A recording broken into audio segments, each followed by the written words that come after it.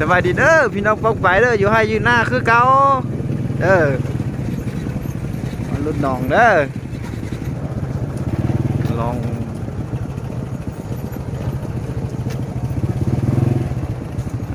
ว่าลงนี่ดิเดี๋ยวขวาดิ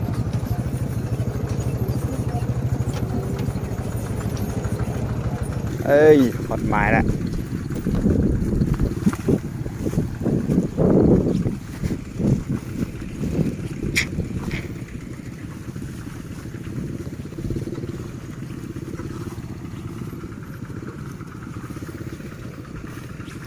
เสียงน้อยคอยหัก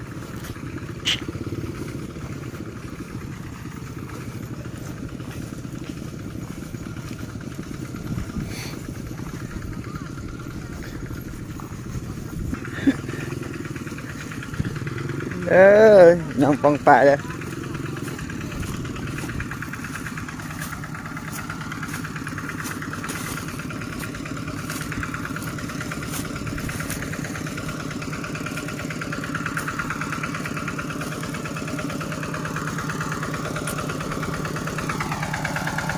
บรรยากาศอยู่ให้อยู่หน้าเด้อคุณโอ้ทักแน่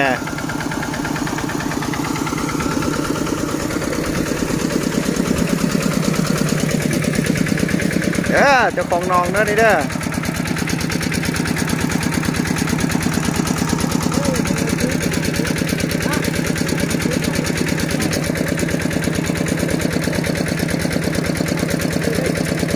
โอ้ฟัง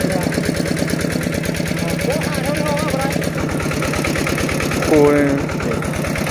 กัดโตล้วนเนี่ยปลุกเนี่ย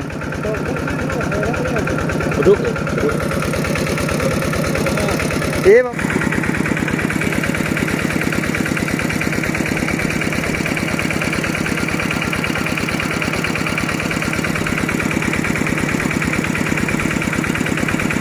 โอ้เอาละ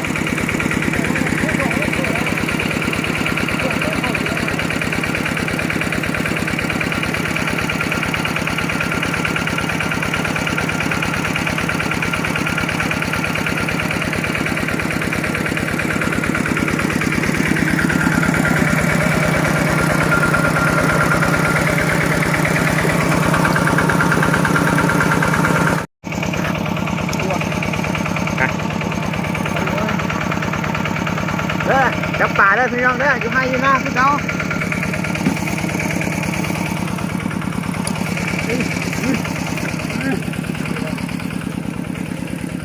เอาอยู่นี่ตัวนึงเด็ด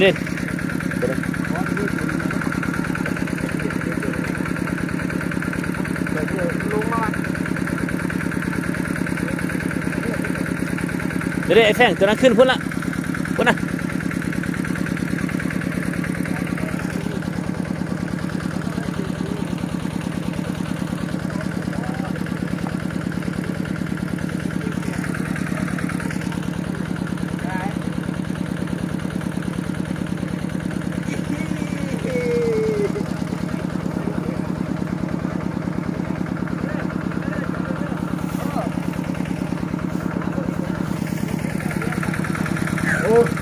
กระต่อ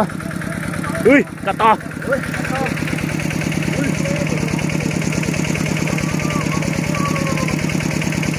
ระต่อเลยกระต่อเลยอาญะอุ้ย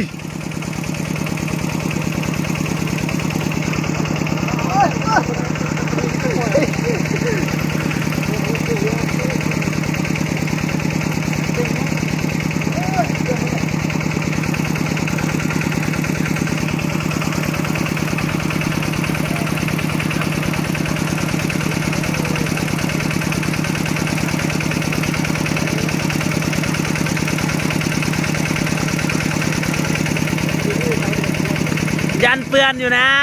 จับปลาน่ะ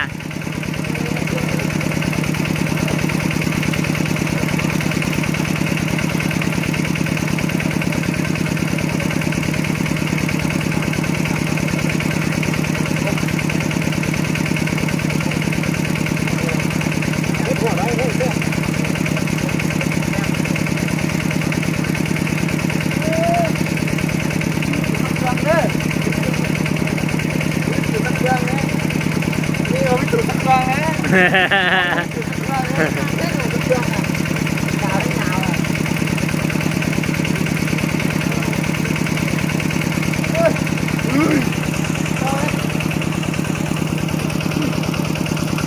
้งเอาตัวนั้นก็ไหม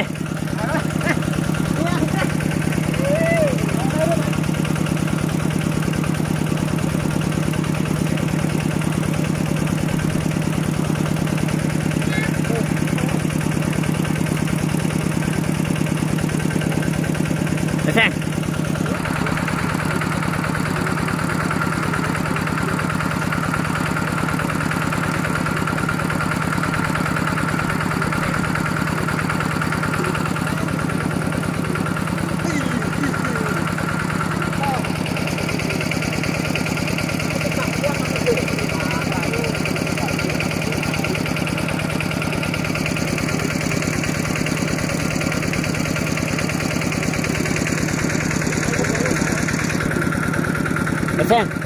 เด้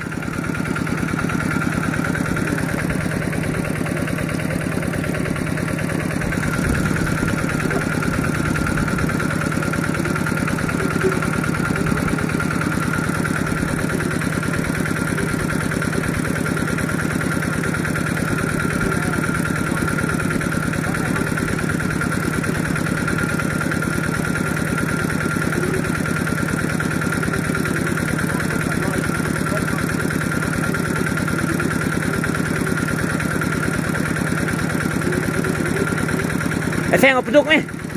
ปลาดุกนี่นี่หน้านี่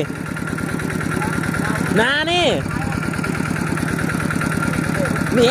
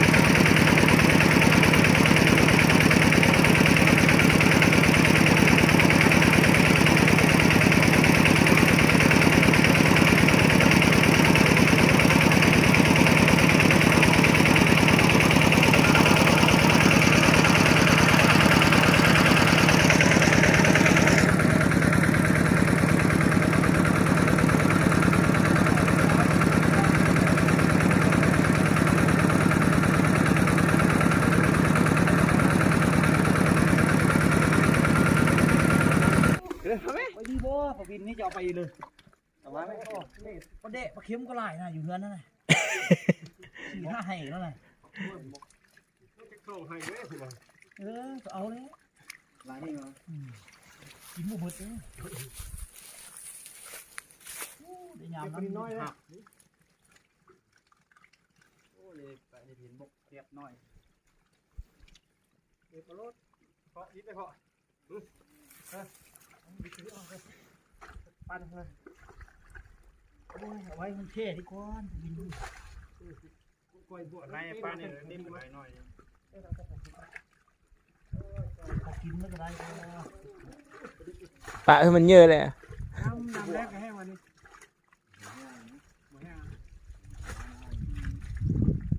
ดีว่าฟ้าลงเท้าดู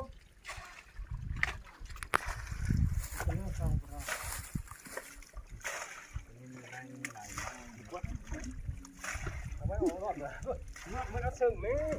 เสิร์ฟหมดเลยนั่นถึงพี่ตอนนั้นคืนมานี่ โอ้ปลาบินท่านหล่อหลายเท่าไหร่วะ แล้วปะปีนั้นไม่ให้ปะเค็มแล้ว เทียมเหลือไห่เหลือโอม เลือกกระดาษเพิ่งมีวันเจอ หัวโอ้มันหัวมันคายยังหมดเป็นน้อยของเขาไปเอาสิ่งมาเอามาห่างที่เอาตัวเดียวนี่เข้ามานี่มาดูโอ้ยเล็กเลยตัวเดียวบินนี่ไหมบอลน้อยๆใช่ไหมบินน้อยทิ้งเลยมันน้อยนี่นั่นไงนุ่มเนี่ยใบเขาจะได้ปลาที่เขานะนี่เลยปลาเล็กน้อยใช่ไหมนี่นะ ทำอะไรแล้วกระจายแล้วทำอะไรแล้วกระจายก็มีถ้าเราเอาหมด ปลาในวะปลานี้ ปลานินน้อยนะ น้อยที่ใดที่ตมมือ มีจักโลก็เอาเขาจะเอาไปปล่อยนะให้กับข้าวข้าวลูกไหลจะให้กับข้าว ไม่ละ โอ้ยมันแล้วก็ไม่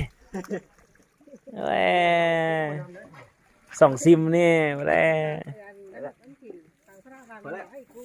เดี๋ยวบรรยากาศละ ปลาน้อยเอาโยนด่างตรงนี้ เฮ้ยสิวปลาน้อยก็มีปลาเยอะก็มี เหยียดเนี่ยมันทำนี้ได้เต็มไม่น่า ไอ้นี่ล่ะคนเวียดนามเลยเลยบรรยากาศอยู่หาอยู่นาเด้อพี่น้องปองไปอันนี้มันอันน่ะทับแกน้อยสุวรรณเด้อ นี่กระตอ โอ้ นี่ แกน้อยสุวรรณเด้อนี่เด้อนี่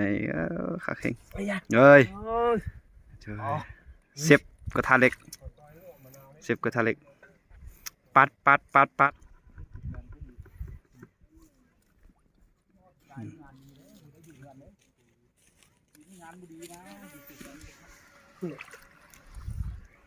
อันนี้ก็มีเด้อกินอยู่ไฮอยู่นากินอยู่น้ำหนองนี่แหละ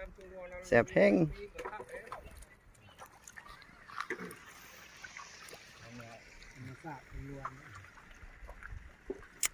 ถึงนาน้อย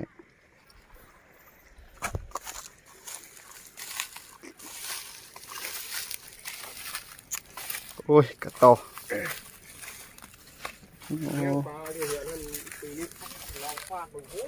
พี่ไม้ละไม่เอาเตียนมากลางรถ เสื้อวันมันจะหมดแต่ลายเลยขนาดนะโอ้ได้เป็นพันเป็นนั่นคนนั้นเป็นนั่นคนนั้นเฮ้อเขาอันว่าจันคือไฟส์ก็ได้มันก็ได้อันเป็น6-7 เราจะเอาไปไว้อยู่บ้านเสาก็ได้ค่อยท่านหลายแล้วนะ4-5 โอมแล้วค่อยเจี๊ยบไก่กันน้อยใช่ไหมตรงนี้มันคือจะเอาไปจะเอาไปเจ้าให้เขาเอาไปเลยเจ๊เธอข้าวเจ๊เขามีปลามีกุ้งไม่เลยก็ เฮ้อถุงไม่ทางกินได้ไหม ยังกินข้าวแล้วให้ยิ้มแล้วนะพยะ กี่วันจันนะ โอ้อะไรขึ้น อะไรขึ้นมา